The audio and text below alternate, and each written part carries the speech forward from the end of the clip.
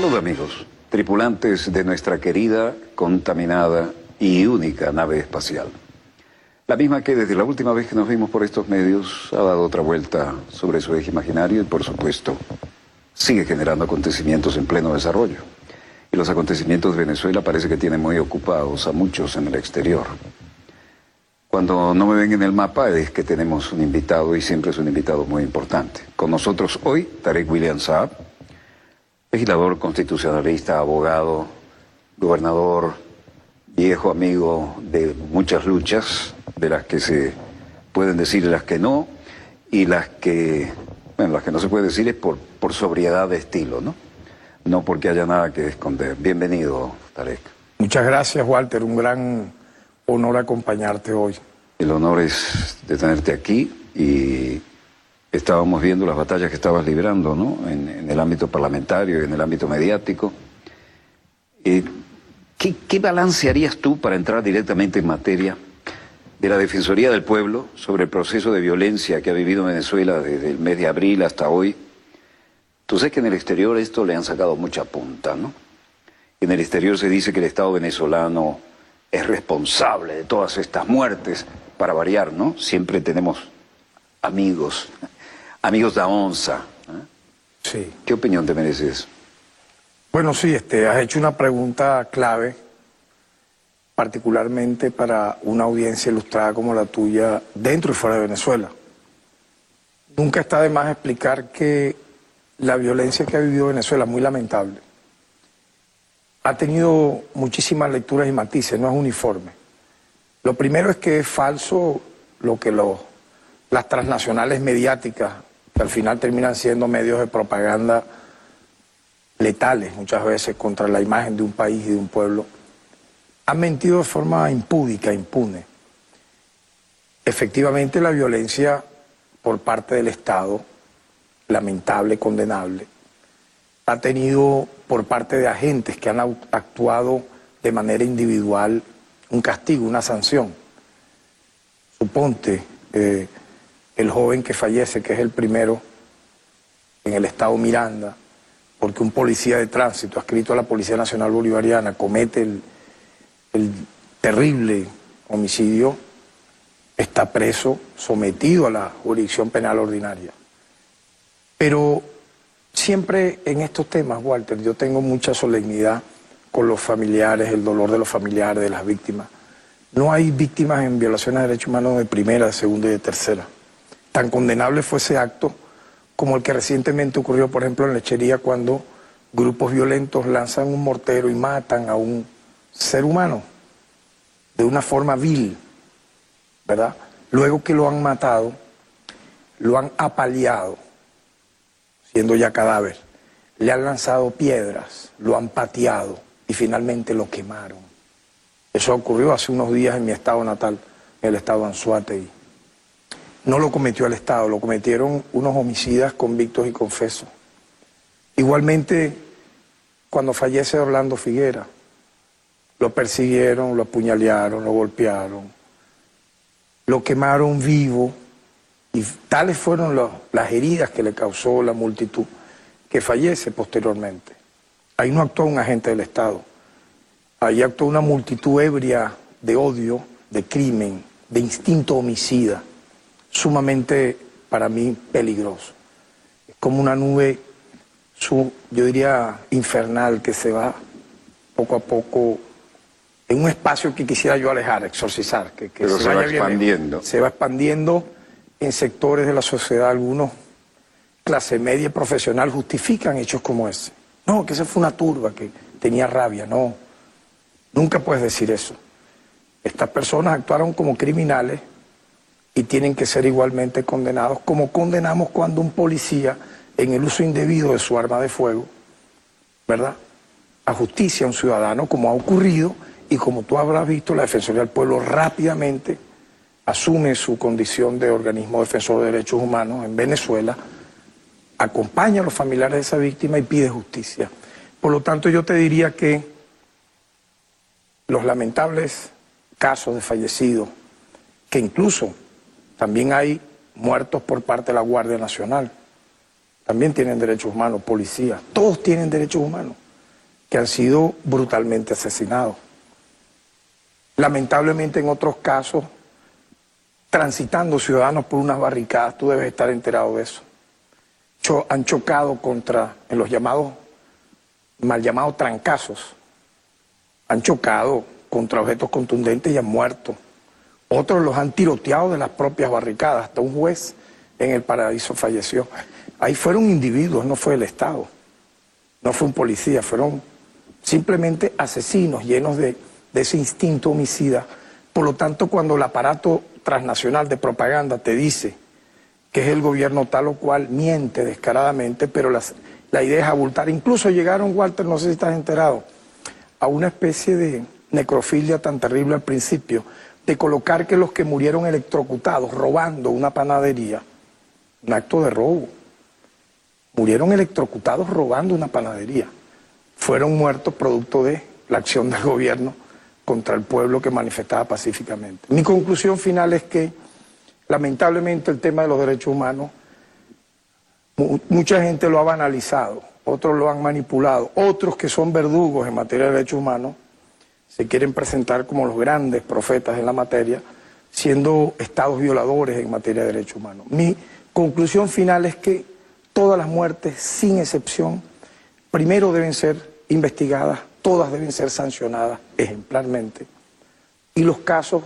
no deben repetirse, sean cometidos por agentes del Estado o del gobierno o por estos criminales que algunos quieren colocarlos como héroes por la libertad y terminan siendo lamentablemente muchos de ellos condenados por delitos de homicidio, con ensayamiento, alevosía y todo esto que tú y yo hemos condenado. También hay muchos heridos, tanto civiles por un lado, guardias y policías por otro. Es el momento de la paz, es el momento ya, estamos iniciando una semana crucial para Venezuela. Creo que es una oportunidad que tú me brindas muy importante, empezando esta semana de cara a una elección de carácter nacional, dar este mensaje. Ya basta de estas acciones violentas, creo que debe imperar el debate. La gente que escribir en función de un consenso, de la búsqueda de un encuentro. Ya no debe haber más luto en el hogar de nadie. Y finalmente que hablen los estadistas, los políticos que ejerzan lucha social y tengan trabajo en las comunidades, y no los que quieran una violencia, incluso lo han dicho, hasta una ocupación militar de nuestro país por parte de una potencia extranjera para lograr por una vía sobrevenida lo que no han podido lograr por la vía, digamos, del diálogo y del civismo. Esa es mi conclusión rápida de tu pregunta, que es una pregunta muy gruesa, empezando tu programa. Es el momento de hablar, de dialogar, de sentarse a buscar ya una salida donde todas las partes cedan, porque tú entiendes esto, Walter, tú has sido un gran político también en el sentido de la comunicación. Tú dialogas para buscar ¿qué? Un acuerdo. El acuerdo lo logras mediante ¿qué? Yo he estudiado eso, he hecho cursos sobre eso. Con una negociación, ¿verdad? Donde ninguna de las partes ha sido rendida, ¿no? Tú estás hablando, tú estás llegando a una simple maniobra de carácter dialogante y finalmente, producto de esa inteligencia, tienes un resultado. Eso es lo que desea el defensor del pueblo para nuestra patria. Bueno, algunos quieren dialogar desde una posición de fuerza. Se supone que el único que puede administrar la fuerza dentro del marco legal es el Estado. Correcto. Ahora, tenemos unos videos que me parece que pueden ser ilustrativos de esto. Si tú me permites, los vamos a compartir. Adelante, señor director. Veamos los acontecimientos en pleno desarrollo. Una de las pruebas más contundentes que revela la infamia que se ha cometido ante este máximo tribunal al mentir de manera exprofeso, me voy a remitir, con la venia de todos ustedes, a presentarla. Es la siguiente. Original del oficio Consejo Moral Republicano 2015-511, de fecha 10 de diciembre del año 2015, emanado de la Presidencia del Consejo Moral Republicano, remitido a la Fiscal General de la República, doctora Luisa Ortega Díaz, convocándola a una sesión extraordinaria del Consejo General Republicano a celebrarse el día miércoles 16 de diciembre del año 2015 a las 2 de la tarde en el salón de sesiones del referido Consejo, según lo establecido en el artículo 10, ordinal 5 y 8 de la Ley Orgánica del Poder Ciudadano, a fin de tratar como punto único de agenda del día proceso de preselección de los candidatos o candidatas a magistrado o magistrada al Tribunal Supremo de Justicia, convocatoria que fue debidamente recibida y sellada en el despacho de la ciudadana Fiscal General de la República. Voy a proceder, como he dicho, por la venia de todos ustedes, no a mostrar una copia certificada, voy a mostrar el original. Quiero exhibirlo acá. Y si por favor las cámaras pueden mostrarlo, aquí se ve, por favor, claramente el recibido, ¿verdad? Sellado en rojo, por cierto, del despacho de la ciudadana Fiscal General de la República. Aquí está. Todos podemos verla en esta audiencia que es pública. Dice que no fue convocada. ¿Cómo se explica si no fue convocada?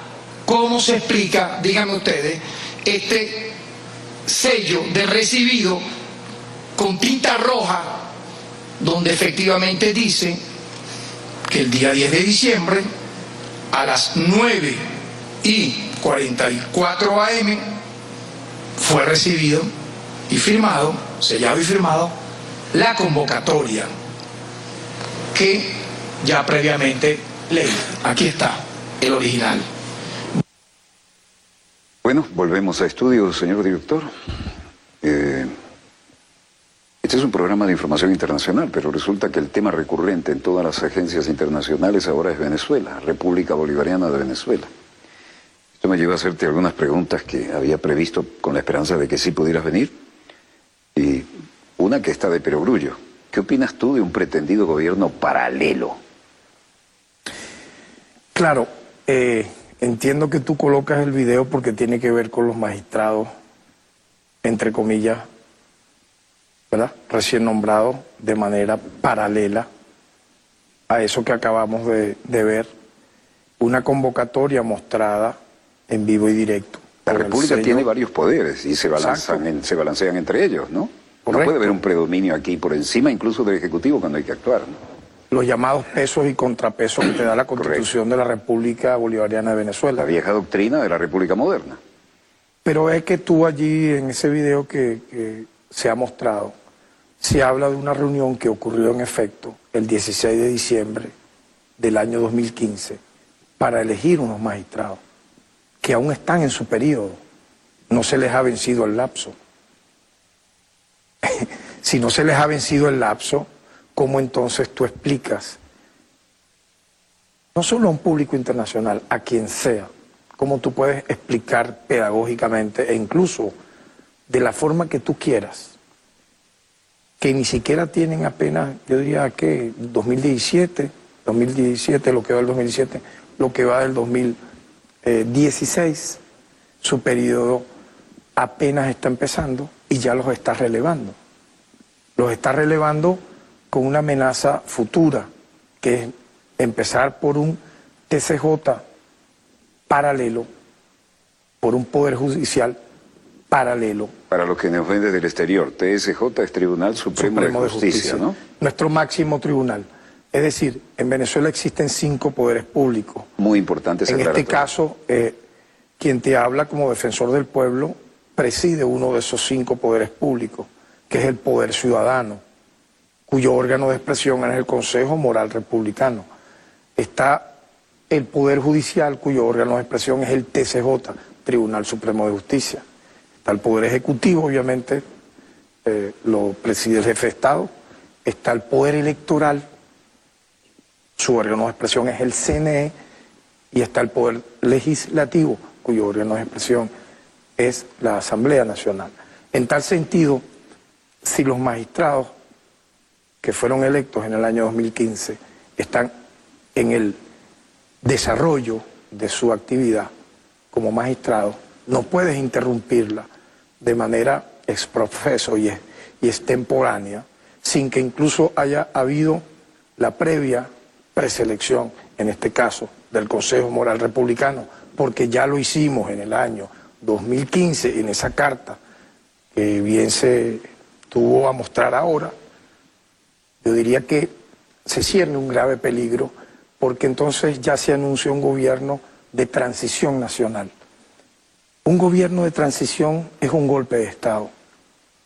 Podrás dibujarlo de la manera que tú quieras, pero me hace recordar esos gobiernos paralelos que se crearon en el exilio previo al asesinato y magnicidio de jefes de Estado en Irak, en Libia, en naciones del Medio Oriente.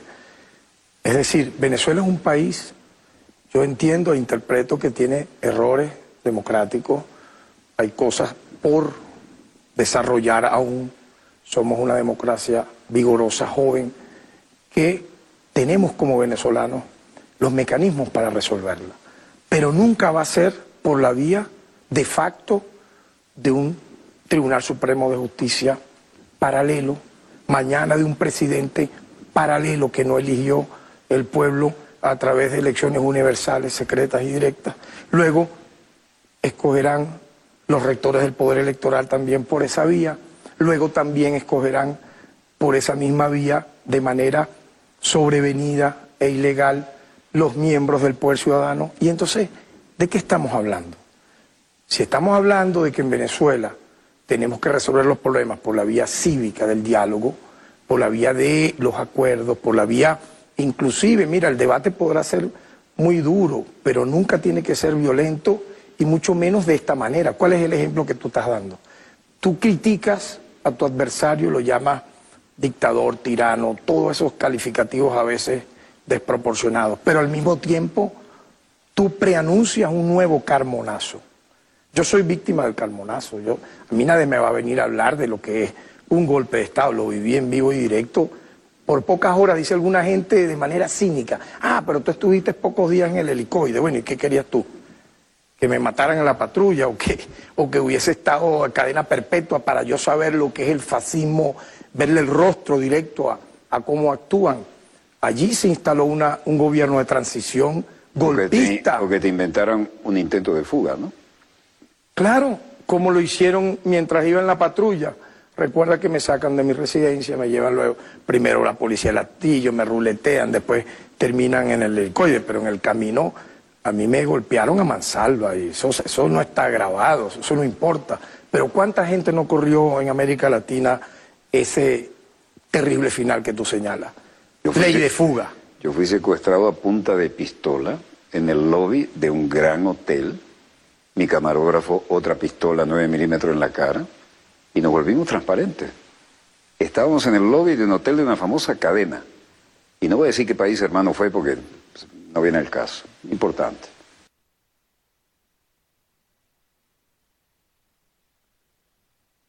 Digo, eso cuando se cruzan ciertos límites y se está en pleno desarrollo con un intento de golpe de Estado, tú matas. Se va todo al diablo. Tú exterminas. Es más, la orgía golpista es de tal magnitud que la desproporción, el despropósito es el que está reinando.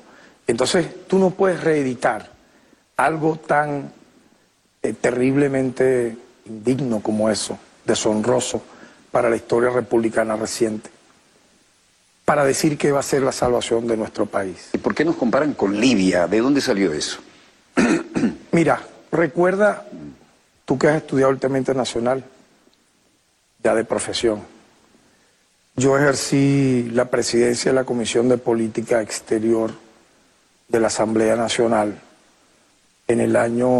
a partir del año 2000 hasta el 2004.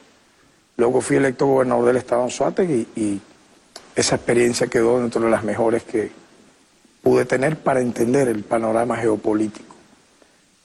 Me tocó junto al presidente Chávez estar con él en al menos unas 29 giras internacionales. La primera, recuerdo, fue aquella mítica, y por eso te lo recuerdo ahora, visita al Medio Oriente, cuando Chávez recorrimos en 8 días 11 países, todos ellos miembros de la OPEP, porque el presidente Chávez quería personalmente entregarla a cada jefe de Estado la carta de invitación para que viniesen a Venezuela a la segunda cumbre de la OPEP, que no se realizaba desde el año 74. Terminó ocurriendo en el año 2000, una jugada magistral del año 2000. De diplomacia personal. Yo pude percibir ya en esa fecha un Chávez crecido como líder global, por el recibimiento de los pueblos, por el recibimiento de los jefes de Estado, por el tratamiento de la prensa. Y él tenía solamente en la presidencia año y medio. Ya había logrado ser reelecto jefe de Estado por segunda vez, luego de la constituyente, de la cual fui miembro, presidente de la Comisión de Derechos Humanos en el año 99. Y a esa gira yo asistí recién electo diputado. Y estuve en Libia. ¿Qué pude ver? Estuve en Irak también, por cierto. Personalmente traté a Hussein, a Gaddafi, a todos esos líderes árabes de la época. Y yo recuerdo, Libia venía de una especie de terrible bloqueo, donde Gaddafi fue bombardeado, su palacio donde vivía, falleció una de sus hijas. Tú has estado allí, tú lo entrevistaste. Estuvimos en su carpa, en un lejano lugar en Trípoli. Al final de las cosas, yo recuerdo una conversación con el presidente Chávez, lo alertaba, estoy hablando del año 2000, de la manera como él fue siendo víctima poco a poco de los centros de poder mundial, de los centros financieros. Yo lo recuerdo muy bien, esa entrevista que estuve presente, de cómo lo fueron cercando, porque él decía que fue el pago, porque Gaddafi quería unir primero al pueblo árabe, luego al pueblo africano. Y él le comentaba a Chávez, bueno, era su opinión, que eso tuvo contra él un costo tan grande que lo bombardearon para matarlo. Además era lógico, porque él estaba en el Magreb y esa es la parte norte de África, pero todo lo que está abajo, que estaba también en búsqueda de su lugar bajo el sol, necesitaba liderazgo y solidaridades, ¿no? No estaba nada correcta África, como no lo está todavía en algunos casos, mucho menos. Para esa época yo pude percibir que Gaddafi tenía un gran liderazgo en África. Tal vez no en el mundo árabe, las pugnas tú las conoces, en el mundo árabe son muy grandes. Hay muchos matices en los regímenes, ahí no hay uniformidad. En algunos hay algunas democracias, vamos a decir, formales, tradicionales, en otros hay antiguas monarquías. Incluso regímenes que a veces funcionan muy bien, paternalistas, ¿no? Correcto. Nadie puede dudar que Gaddafi era un verdadero padre, porque Libia era un país de tribus, y la mayoría desierto, y él se entendía con cada uno y venían a él y nadie se iba sin una solución. En el caso de Libia, él accede al poder siendo militar por la vía de las armas, inicia un proceso de transformación de un desierto y según cifras de las Naciones Unidas, no me toca a mí hacer un balance de lo que fue su gobierno, pero según cifras de Naciones Unidas, el índice de desarrollo humano más importante de África lo tenía Gaddafi al momento en que fue finalmente asesinado, su gobierno totalmente destruido, exterminado, y ahorita Libia es una ruina de lo que fue en aquel tiempo. La Libia que tú y yo conocimos era envidiable. Mira, de verdad que uno observó, ¿verdad?, cómo de la nada, de la piedra, de la arena, del desierto, ese país logró ese nivel. Pero también uno no ha vuelto, ¿no? Pero lo que uno conoce es que no es ni la sombra. El crimen se ha apoderado de Libia y por eso tú tiras las preguntas que parecen aisladas, pero no lo son. No. Cuando se habla de que Venezuela va a tener el destino de Libia, yo hago esta pregunta. ¿Eso es lo que queremos para Venezuela? ¿Eso es lo que usted quiere para Venezuela, amigo latinoamericano, amigo venezolano? ¿Eso es lo que queremos para nuestra nación? Los gringos le llaman a eso wishful thinking. Claro. Y Entonces, le muestran el dedo mayor a algunos que dicen eso. ¿Qué significa eso? Que primero tú demonizas un Estado, tú demonizas una nación, tú demonizas al líder de esa nación. Tú vas preparando el terreno para aislarlo, para bloquearlo financiera, económicamente, políticamente, para excusar ¿qué finalmente? que su destino merecido totalmente es ¿cuál? El asesinato, el patíbulo, el fusilamiento, el ahorcamiento, la lapidación. Para empezar, justificar cualquier reacción militar para destronar. Pero vas directo al magnicidio. Correcto. Tú matas a quien es el jefe del Estado, a quien es el líder, lo cercas, lo matas, lo buscas apresarlo. Normalmente los apresan y los matan. Y luego empieza la guerra interna de destrucción, donde no queda nada. Tú me preguntaste por Libia, pero esa fue la misma receta que aplicaron en Irak. Pero mira, Saddam Hussein logró el milagro, que no ha logrado nadie, chiitas al sur, en Santa Paz, sunitas los de él al centro, kurdos al norte, kurdos, mira lo que son los kurdos ahora, ¿no? Con su propia educación, sus propios medios de comunicación, su propia legislación local, y todo el mundo tranquilo y en paz. Pero era otro país petrolero que había que reventar por dentro. Para apoderarte de las riquezas naturales. Entrevisté a Gaddafi, entrevisté a Saddam Hussein. Aquello era un reloj suizo. Y tú notabas la calidad de vida que había. Fíjate, yo recorrí las calles de Bagdad, por ejemplo, en el año 2000.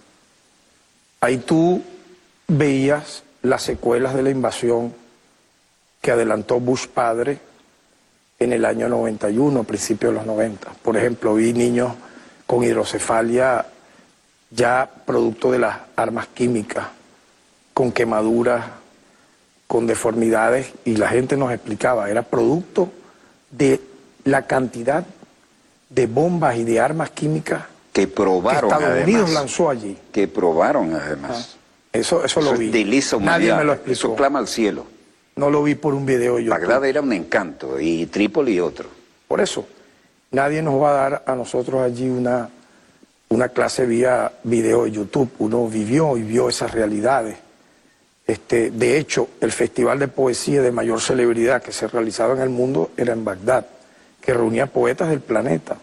Y mandaban a los jóvenes a las mejores universidades de todo el mundo. Pero fíjate, yo entiendo que eso es un asunto del Medio Oriente, de los iraquíes, en el caso de los libios igual. Yo lo que quiero, en base a tu pregunta y a lo que conozco como hijo de inmigrantes libaneses, que he estado recientemente en Líbano, en Siria, es observar cómo se ha querido, de manera desgraciada para nuestro país, traer unas recetas que han traído sangre, muerte, luto, destrucción, tortura, exterminio, hacia un pueblo tan hermoso como el venezolano, que tiene diferencias notables en su sistema democrático, en este caso, que al libio, que al iraquí. Porque yo entiendo que en medio de todo ese desarrollo que tuvieron esos pueblos a nivel cultural, al nivel civilizatorio, ellos tuvieron su sistema diferente al nuestro. Nosotros tenemos, por ejemplo, la oportunidad, en base a nuestra Constitución, de elegir presidente, elegir poderes públicos de manera regular. Ve que ahora va a haber una elección de gobernadores. En Venezuela la inscripción ya es inminente. Va a ser en los primeros días de agosto. No te sorprendas si de repente hay, aparte de esa inminente inscripción de precandidatos a gobernadores, tanto sea la emotividad de participación que pudiera haber un adelanto de esas mismas elecciones de gobernador. Es decir, Venezuela, a diferencia de los países que te estamos mencionando, Walter, es un país con un gran índice de libertades públicas, con un gran índice de debate político, con medios de comunicación trabajando internamente y propiciando inclusive muchas veces, yo diría, matrices que tú no las veías en regímenes y en sociedades cerradas, que es lo que te quiero decir, mucho más cerradas que la de Venezuela, imperaban en Libia e Irak. O sea, no comparemos a Venezuela, alguna gente que ha querido aplicarnos, yo digo, no es la receta de Libia, Walter, nos han querido aplicar una receta licuada de Libia, Irak y Ucrania. Todos esos laboratorios que destruyeron esas naciones para apoderarse de riqueza, en el caso de Ucrania era para golpear esa Rusia emergente con Putin, ¿verdad? En el caso de Irak y Libia, apoderarse de las riquezas naturales petroleras. En el caso de Venezuela también. petróleo, gas y agua, fachada al Mar Caribe, fachada atlántica, o sea, una zona, ahí está tu mapa. Biodiversidad. Geoestratégicamente hablando, impresionante, es la puerta de toda Sudamérica. Por lo tanto, la joya de la corona y además es lo que Venezuela. hemos repetido ad náusea, como se dijo. El petróleo del Medio Oriente, 40, 45 días para llegar a Texas. Correcto. Y el nuestro, Menos una 4 semana. a 5, es decir, 10 a 1. No, y entonces aplicar esa receta, alguna gente clama por eso, gobiernos paralelos, gobiernos de transición, invasión militar, aplíquenlo lo que pasó en Irak, en Sí, Libia. que venga Ucrania. otro a Oye, derramar pero la sangre que nosotros... allá voy, cuando lanzan las bombas no discriminan. Las balas cuando van en ráfaga, cuando van arrasando, cuando... Recientemente pude ver, por ejemplo, edificios, mira qué dolor, ¿no? En las afueras de Damasco, de 9 pisos destruidos, y la gente que nos explicaba nos decía, ahí murieron 200 personas, allí 150, niños, abuelos, ancianos. ¿Quiénes lo hicieron? Los salvadores. Los que quieren venir a salvar a Venezuela. Además han probado armamento nuevo en esas experiencias. Ajá, pero ¿a cuesta de qué? De la sangre derramada de nuestro pueblo inocente. Sí. Entonces no, uno tiene que decir 1000 veces que no. Como defensor del pueblo no solamente, como ciudadano, como padre de familia, como hijo, ¿verdad? No tiene una familia numerosa, ¿verdad? Como esposo. Uno no puede aceptar esto, ni jugando. Uno tiene que dar un gran debate. Esto es una semana para debatir, para hablar. No, hay gente que quiere entonces incendiar Venezuela. Hay gente que dice, no, debatir no, vamos a colocar desde hoy mismo, que mientras tú y yo estamos hablando, porque al parecer se descontrolaron los caballos de las carretas, ¿no? Entonces aquí aparece cualquiera con un video y dice, no, el paro no va tal día, va es cuando me da la gana. Y entonces viene otro y dice lo mismo, no hay una jefatura, no hay una dirección. Lamentablemente yo veo en quienes adversan al Estado actual venezolano. Y eso es muy peligroso, porque de allí a que en Venezuela ocurra, y vamos a esperar y vamos a luchar para que así no sea, ¿verdad? Una conflagración interna habría un paso, porque entonces tú ¿con quién dialogas? Con el sociópata que ametralló 2 sedes públicas con gente adentro. Por favor. Con el que aparece como vocero del sector opositor, pero después lo relevan y dicen, no va va el otro. Hay una pugna interna como en busca de protagonismo, de una carrera fulgurante política. Mira, yo tengo relación comunicacional con muchos de ellos. Trato en los términos civilizados de como defensor del pueblo que soy, de atender peticiones, hacerlas con el debido respeto de lado y lado. ¿Ok? Que siempre ha sido, ¿pero qué observo? Ese ha sido el estilo venezolano. Se puede ser estridente en la tribuna, pero después se habla como caballeros. ¿Qué pasó con eso? Así es, y a eso es que te estoy apelando en este programa. Nosotros tenemos que entender que ese es el papel que nos toca. No, fíjate tú ahora, la apología a que tú quedes secuestrado de por vida dentro de tu urbanización es la batalla de Junín. La batalla de Ayacucho es que millones queden encerrados, enfermos, así tengan que ir a un hospital, hacerse un tratamiento por días. Ya no es que son 2 horas, no, días enteros te vas a quedar encerrado. Y si llegas a salir y cruzas una barricada vas a recibir tiro, vas a recibir plomo. Tu carro será incendiado así estés con niños adentro. Si te opones serás tiroteado. No nos importa que seas quien sea. Por favor, ¿tú crees que eso tiene una popularidad tremenda? Hagamos una consulta con quien tú quieras a ver si eso tiene apoyo. Pero está ganando terreno, te repito, porque ellos podrán decir que mañana vamos a hacer esto, pero mañana aparece luego otro, graba por Snapchat, por cualquiera de estas redes, por WhatsApp, por Telegram, por lo que tú quieras, por YouTube. Y dice, no es así.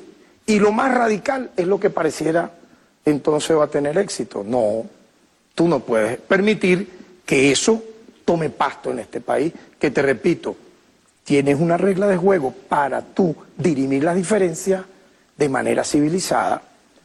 Por ejemplo, yo quisiera ver, porque faltan pocos días, ¿qué va a ocurrir cuando toque inscribir candidatos a la gobernación? Eso es un hecho. Todos pedíamos eso.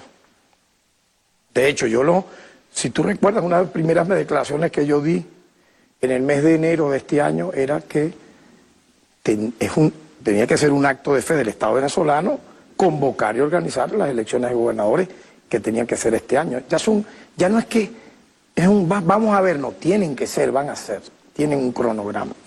¿Qué hará el sector que adversa al Estado cuando toque inscribir candidatos? ¿No van a inscribir candidatos? Tampoco. Entonces, si tú no apelas al evento electoral como instrumento para dirimir tus diferencias, significa entonces que tú le haces honor ¿a qué? A la violencia, pregunto yo, a las armas, a matarnos en las calles. Todos vamos a enfrentar eso. Ahora, dice alguien, no, porque es que si van a las elecciones de gobernadores, quienes querían tumbar el gobierno y el Estado, ya no van a votar o se van a abstener. Ese no es el problema de la democracia. Es una opción si tú quieres o no votar. Y me abre a otra línea de expresión. Este domingo están convocadas unas elecciones de Asamblea Nacional Constituyente. Es preocupante que haya gente que diga, yo no quiero votar y no voy a votar, pero voy a impedir que vote fulano y perencejo, porque voy a ir a quemar el centro electoral. Porque voy a impedir que los vecinos del Tigre Estado-Anzoátegui y de Barinas, de San Cristóbal, voten, porque no me da la gana, porque voy a boicotear. ¿Dónde está escrito? Dime, en cualquiera de los libros o manuales del civismo democrático está escrito que el derecho humano a votar se lo impide un señor o una señora porque no le guste esa elección. Dime, ilústrame para ver. Yo entiendo que eso no existe. Te voy a decir algo. En el mundo democrático. Si tú anuncias eso en Estados Unidos, ya estás preso. Porque eso es noticia de crímenes. Por supuesto. Como el jovencito menor de edad que en Twitter dijo muerte a Obama. Pero aquí te dicen muerte al defensor, vamos a linchar a aquel, al otro, todos los días. No es que lo dicen, es que además lo intentan. Lo intentan y han concretado muchos de esos actos. Y hay gente que está bajo tierra y sus hogares destruidos porque los crímenes de odio, alguien me dice, Atari, ¿los otros son de amor? No, sino que el concepto jurídico de los delitos de odio tienen una razón, por eso se llaman así. Es cuando se agrupa una serie de personas para matar de manera premeditada a un ser humano por su opción política. ¿Sabes lo grave que es eso? Por su opción religiosa, incluso por su género. En este caso las mujeres han sido víctimas de delitos de odio en algunas sociedades. ¿Qué significa eso? Que en Venezuela alguna gente ha querido justificar esos eventos. ¿Por qué? O sea, los únicos, pregunto yo entonces, Walter, que tendrían derecho de estar en las calles públicamente son los de la opción que adversan al Estado. Los que participan de funciones públicas o que son proclives a lo que implican las instituciones del Estado merecen la muerte. La lapidación, el ahorcamiento, el linchamiento, la muerte civil. Yo me rebelo frente a eso, absolutamente. Porque eso es el preámbulo, el prólogo, simple y llanamente a una guerra. Y nosotros no podemos permitir eso. Y hay gente que juega a eso. Incluso, como tú bien lo dices, no solo lo alienta, no solo lo intenta, lo ha hecho ya. Aquí hay gente que ha sido vista en un centro comercial porque lo ha confundido con tal o cual y no los han matado porque no han podido. Pero ha habido un intento de homicidio de personas. Entonces, tenemos que enfrentar todos esos códigos que se han instalado en este país, que no eran de este país. Son códigos que han llegado de otras sociedades muy violentas, por ejemplo, imitando cosas que han ocurrido en países de Centroamérica, copiando la actuación de pandillas. La salvatrucha es una, pero no es la única. O movimientos al margen de la ley como los paramilitares en Colombia, códigos similares de vestimenta, de actuación. Eso no es venezolano, el venezolano no es así. El venezolano, y es lo que rescato y es por lo que tenemos que luchar, podrá ser muy, vamos a decirlo, duro en el debate, pero al final reina el humor, la convivencia, la vecindad. Eso no nos pueden echar a perder. Y yo he observado esto, porque por eso tu pregunta, entrando al programa, tú me decías el balance de estos meses de violencia. Ha sido lamentable porque ese fenómeno está avanzando.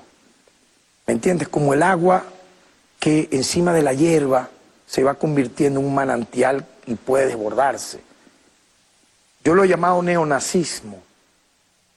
Mucha gente hace bullying de eso. Ah, por favor, ¿cómo que por favor? Ah, entonces vamos a hablar solo del Ku Klux Klan. Eso fue lo único que hubo aquí de violencia por razones políticas o religiosas o de color. No, chico, en Venezuela está ocurriendo. Y tú sabes qué me decepciona. Que quienes llevan el liderazgo opositor no han condenado ninguno de estos actos.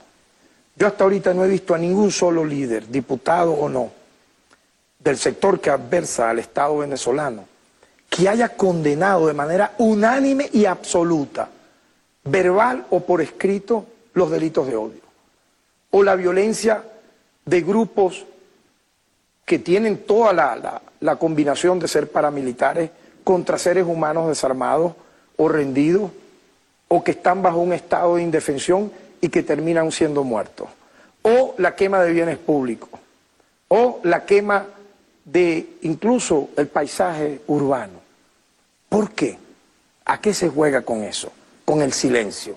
Ah, pero yo por ejemplo condeno de manera vehemente, y tú sabes que es así, quienes me oyen y me ven así, los que me conocen dentro y fuera de Venezuela, las violaciones a derechos humanos que pueda cometer el Estado. Y buscamos que haya justicia. Y afortunadamente mi experiencia en los años 70, 80 y 90 fue trunca como activista de derechos humanos. Tú chocabas contra el muro de la impunidad absoluta, porque aquí había una especie de antejuicio de mérito, Walter, que se le hacía a los policías o militares, que se llamaba averiguación de nudo hecho. Imagínate qué invento. Esa llamada averiguación de nudo hecho, se caía el juicio hacia un asesino convicto y confeso porque la averiguación de nudo hecho, por ejemplo, oye, no llevaron la cédula. El jefe policial, oye, entonces se caía la averiguación de nudo hecho, duraba años y el policía seguía matando. O no lo presentaban a la averiguación de nudo hecho. Y dormía el sueño de los justos, la averiguación de nudo hecho. Eso fue una frase que se volvió tristemente célebre en una época, ¿no? La averiguación de nudo. Porque además era una cosa inentendible en el exterior. ¿Te das cuenta? Yo he dicho, yo quiero ponerle un símil, era una especie de antejuicio de mérito que nunca terminaba. Y entonces el funcionario... ¿Sabes lo que pensaban algunos en el exterior? Sería el nudo de la horca, ¿cómo? Exactamente, terminaba siendo el nudo de la horca para los familiares de la víctima. Eso existía aquí en los años 60, 70, 80, 90. Ahora no ocurre eso. Podrán existir, siempre queremos más, ¿verdad?, de la justicia venezolana, obviamente. No queremos impunidad. Pero está esa voluntad de condenar y de hacer justicia a las violaciones de derechos humanos. Pero es que esos no son los únicos esquemas de violencia. Te he hablado de todo esto. ¿Y por qué no aparece entonces esa condena férrea, unánime, de quienes adversan el Estado venezolano? Para que eso no siga ocurriendo. Entonces, ¿qué se quiere alentar? Una guerra civil. Es la apología a la sangre. Claro, alguien diría, de pronto cuando eso ocurra, no van a estar aquí. Y entonces los que nos quedemos aquí seremos las víctimas de ello. No, yo no quiero para mi país lo que ocurrió en los países que hemos hecho un repaso muy breve. No solo del Medio Oriente, Walter, yo he conocido de cerca, las experiencias en Centroamérica son terribles, tú lo sabes. ¿Y el Plan Cóndor en el sur? Correcto. El Plan Cóndor del sur, el Plan Cóndor fue tan terrible que te ubicaron quiénes eran los líderes emergentes de la izquierda en América Latina, vivos, en sindicatos, en frentes estudiantiles, en activismo de derechos humanos, los secuestraban y los mataban. Un plan que hicieron los dictadores del Cono Sur. Pero yo voy más allá, en Centroamérica. Otra cosa, se escapaban de Uruguay hacia Argentina. Y los mataban allí. No, mira, tengo una lista ya, tráemelo. Claro, porque... Y nosotros decíamos, yo tengo una lista que se me escapó para Uruguay. Y le mandaban un avión, ¿no? Y los secuestraban, los mataban impunemente. Un plan de exterminio, ¿no? Se nos quiere aplicar ese plan en Venezuela de forma totalmente abyecta, ¿no? Yo te recordaba la experiencia centroamericana. Yo viví algunos conflictos en Centroamérica y me salvó la Cruz Roja en uno de ellos. Y después un francotirador mató al presidente de la Cruz Roja. Vamos a dejar por el momento de lado qué país. Pero, sí, pero no, la vida no valía nada cuando se pasa ciertos límites. En Centroamérica llegó a diezmarse un 30, un 40% de la población producto de la guerra. Solamente, no voy a hablar de violencia social, solo de la guerra producto de estos hechos que estamos conversando. ¿Tú te imaginas eso? Para no ir muy lejos, Colombia. Uno escucha al presidente de Colombia. Es lamentable, ¿no? Santos. Yo pude oírlo a él en una reunión de defensores del pueblo en mayo del año 2015, hablando de la paz, de los derechos humanos, de los mecanismos de intermediación para resolver conflictos. Haciendo apología del trabajo de los defensores del pueblo, que contasen con él. Era una reunión de defensores del pueblo de Iberoamérica. Y de pronto uno lo ve con ese odio totalmente fuera de sí, visceral, en contra de la democracia venezolana, de la paz venezolana. Cuando tenemos acá 5.600.000 colombianos. ¿Por qué? ¿Porque vivían mejor allá? ¿O porque la oligarquía ya nunca se acordó del pueblo llano? Pongo siempre estos ejemplos, ¿no? Como defensor del pueblo me toca recorrer muchos lugares del país, hacer trabajo en los estados. Te voy a dar de dos experiencias, yo lo he dicho en algunos lugares, en Maracaibo y en Mérida. Yo llegué a ver habitantes colombianos, no residentes colombianos en Venezuela. Residentes en Colombia, son residentes colombianos, dializándose gratuitamente en Venezuela. Cruzan la frontera para recibir tratamiento médico que allá no sé, una cosa tan imprescindible como la diálisis. Gratuitamente. Y me han explicado el mecanismo, cómo lo hacen, cómo llegan, en las casas donde se quedan. Y yo digo, bueno, muy bien, qué bien que Venezuela le esté salvando sus vidas y ellos muy agradecidos. ¿Por qué no lo hacen en Colombia? No, en Colombia todo está privatizado. Todo está, allá uno muere, absolutamente. Tenemos que venirnos aquí. Y te estoy hablando no de hace 10 años, 5 años, te estoy hablando del año pasado. ¿Qué finalizo con esto? No tiene autoridad moral. Pero dime una cosa, aquí nos negamos a tener las bases gringas que nos pidieron. Y allá aceptaron 7 bases gringas y además le dieron la soberanía del espacio aéreo, marítimo y terrestre. Y como suelo decir... Inmunidad también para que violando, matando colombianos... Soldados están violando niños, no adolescentes, no van niñas, presos, no van presos. Hay quien se los pone de bandeja. No van presos. No los pueden tocar ni con el pétalo de una rosa. No pueden ir presos porque son... ¿Qué soberanía es esa? Están sujetos a un convenio ya... El traidor Santander sigue galopando, viejo. Pero yo te mencionaba el tema porque no deja de ser algo planeado. Cuando tú, por ejemplo, escuchas, y por eso a propósito te comento esto de Santos y de Colombia, que la CIA dice que con México y Colombia está colaborando para tumbar al gobierno democráticamente electo de Venezuela, eso es un escándalo. Eso es algo realmente repugnante y asqueroso. Pasa los límites de la decencia y los deja muy atrás. Tú te pones a ver eso. No, y la xenofobia que hay en Colombia en contra. Por ejemplo, yo estaba en Medellín, el Festival de Poesía de Medellín, el de Bogotá.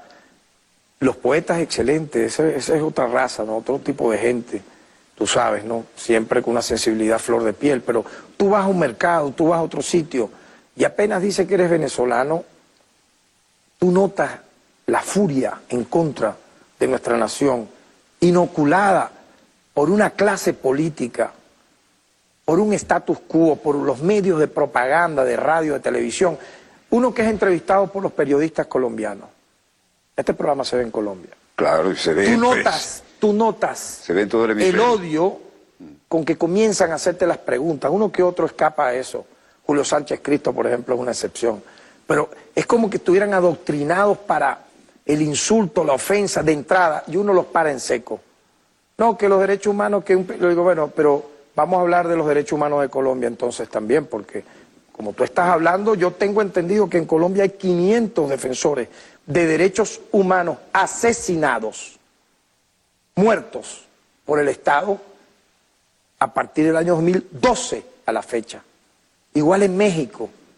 Entonces son los países, los países que la CIA buscó, México y Colombia, mira, para destronar y derrocar al gobierno de Venezuela. En México ser periodista, yo te guarde, pero tú estuvieras en México, el periodista, ¿dónde estuvieras tú ahorita? Hay un tocayo mío, Walter Martínez, compañero de la Fuerza Aérea, misma época, 2 años anterior a mi ingreso, 1 o 2, ya no me acuerdo, que al triunfar el Frente Amplio, como se negaron al golpe, los retiraron con el grado máximo, brigadier general. Saludo a mi tocayo Walter Martínez Alves, que le tocó el golpe en Uruguay y tuvo la decencia de meterse en la Embajada de México. Lo que me cuenta de lo que pasa allá en México es diferente, ¿no? Y acá llegaron a inventar que yo era el que estaba en el golpe de Estado. Yo llegué en diciembre de 69, el golpe fue en 73. Ya tenía dos premios nacionales de periodismo. Tú me lo has contado muchas veces. Es una canallada, ¿verdad? ¿Te recuerdas cuando yo fui, por cuestiones del destino, anfitrión de Fidel Castro y tuyo en el año 2005? Así es, inolvidable encuentro. Aquella entrevista de dossier que hicimos en Anzoátegui, ¿te acuerdas? Tuvimos que buscar el lugar, la locación. Inolvidable entrevista, Fidel nunca lo olvidó, y además cometí el error. Muy larga, ¿te acuerdas? Larguísima, y además él decía, pongo otro rollito. Yo decía, nos van a sabotear.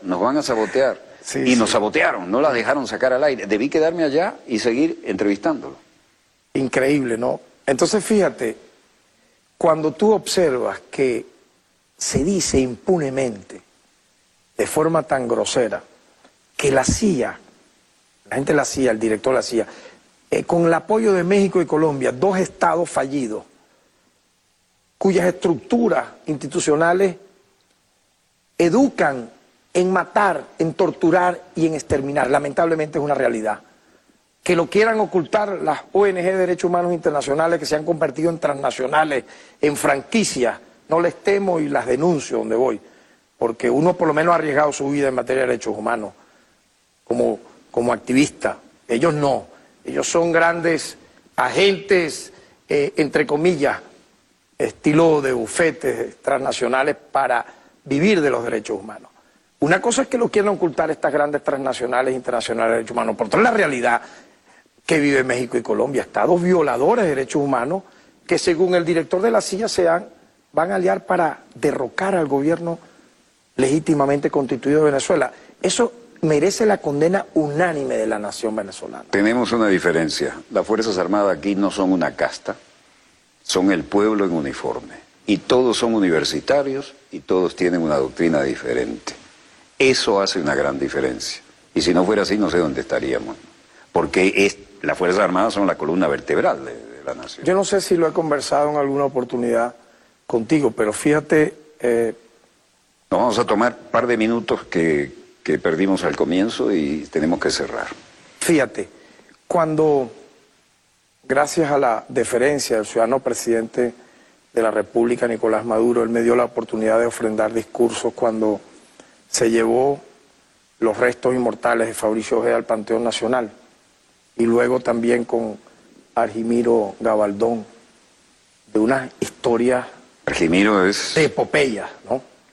Igualmente Fabricio. Yo conocí una amiga cuando llegué que su hijo se llamaba Argimiro. Digo, qué nombre raro, ¿a qué se debe? ¿A qué se debe? Claro. Y me leyó el catecismo laico. Claro, Fabricio muere asesinado a los 38 años, ahorcado. Argimiro a los 45.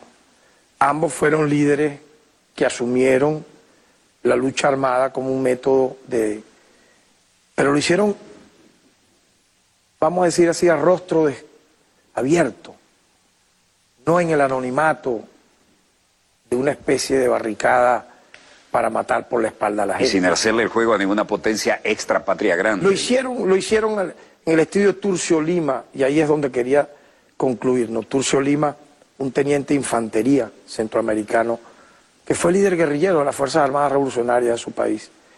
Cuando tú me hablas de las Fuerzas Armadas venezolanas, yo tengo que recordarte que en ese periodo en que lucharon Fabricio, que lucharon Argimiro y otros héroes que hoy están en el Panteón Nacional, no olvidemos que había hombres como Nicolás Hurtado, que era teniente del ejército, que había hombres como Juan de Dios Moncada Vidal, luchando con los guerrilleros en las montañas, asumiendo a riesgo de sus vidas un ideal. Juan de Dios Moncada Vidal, teniente coronel del ejército, fue comandante supremo de las Fuerzas Armadas de Liberación Nacional.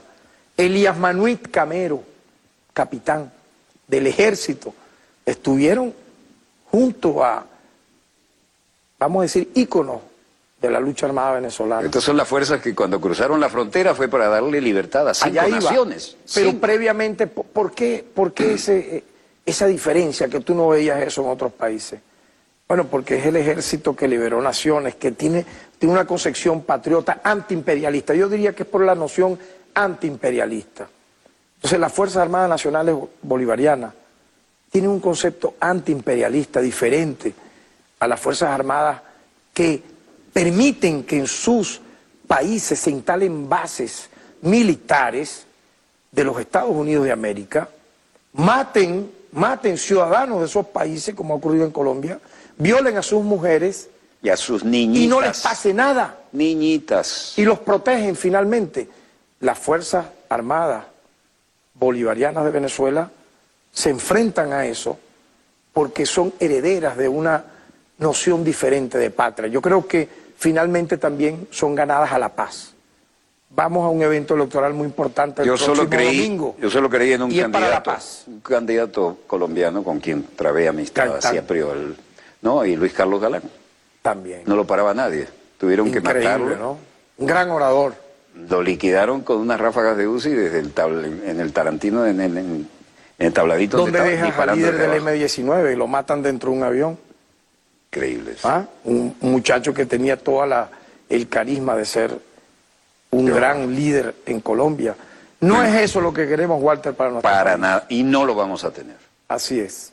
Yo lo que no entiendo es la visita del presidente de Colombia a La Habana. Nos queda un minuto. Conversando con amigos comunes me dicen que era una visita que se iba postergando y finalmente ocurrió en los términos que ya vimos que ocurrió, que era algo ya previsto. Santos.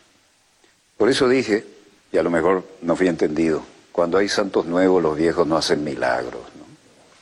Siempre habrá milagro. Ahí queda. Sí, yo soy cristiano, católico y por supuesto que creo. Venezuela es un país de milagros. Fíjate todo lo que ha ocurrido, lo que nos ha buscado que aquí pase, que si Libia, que si Irak, que si Ucrania, que si esto, y este es un país que finalmente dominará la paz. Así es. La armonía, la poesía. Te he traído unos libros, quisiera que los mostraras brevemente. Vamos a mostrarlos porque sé que son de gran factura. Primero, aquí tenemos, en un país boreal. En un paisaje boreal. Voy a necesitar, ya no estoy como en la Fuerza Aérea, viejo, discúlpame eso. Estoy creído de que puedo leerlo sin ayuda. En un paisaje boreal. ¿Eh? Es un libro nuestro. Para mí que vengo del Austral es importante. Los niños del infortunio. Ese es editado en La Habana varias veces. Y los documentos del golpe. Tú me pedías este libro, está reeditado. Aquí está. Muchas gracias. Lo reeditamos a Defensoría del Pueblo y el Ministerio de la Defensa. Me informan que hay cadena. Vamos a terminar aquí.